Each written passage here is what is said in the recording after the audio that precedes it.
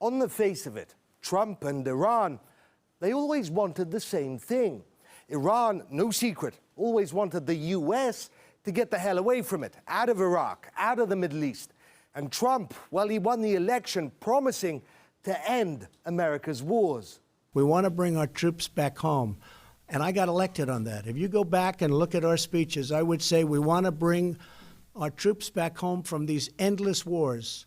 I will say, look, I said, I want to get out of these endless wars. I campaigned on that. I want to get out. I haven't left the White House except to go to Iraq for a very short period of time, where I had a great experience, frankly. I met some great people, some great generals. We have great ideas having to do with Syria. That's working out very well. Knocking the hell out of ISIS, and we're bringing our folks back home. What a man wouldn't say to get elected.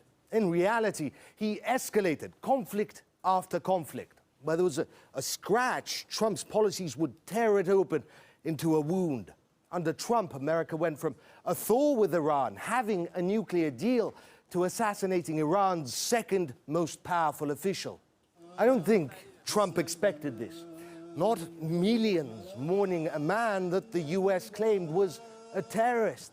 And I highly doubt he expected to have all his embassies go on lockdown, with crowds demanding death at the gates.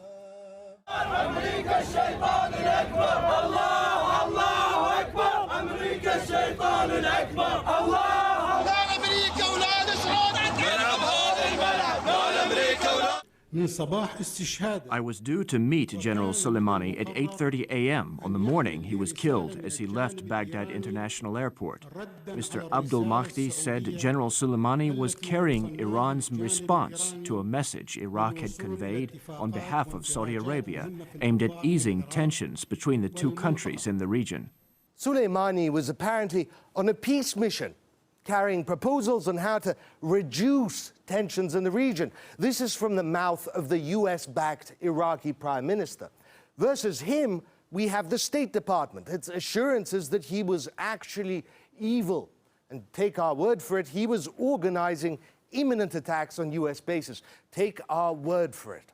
Is there any surprise that Iraqis voted to remove American soldiers from their country? That Iraqis don't want foreign troops murdering who they will, when they will? The parliament has decided to ask the US to leave. Once the prime minister signs off, Iraq will withdraw its request for assistance, which they filed with a US-led coalition when ISIS was ascendant. If the US refuses to pull out, if it keeps its troops, it'll no longer be a friend, it'll be an occupier. Essentially, in death, Soleimani achieved exactly what he wanted: for Iraqis to expel America.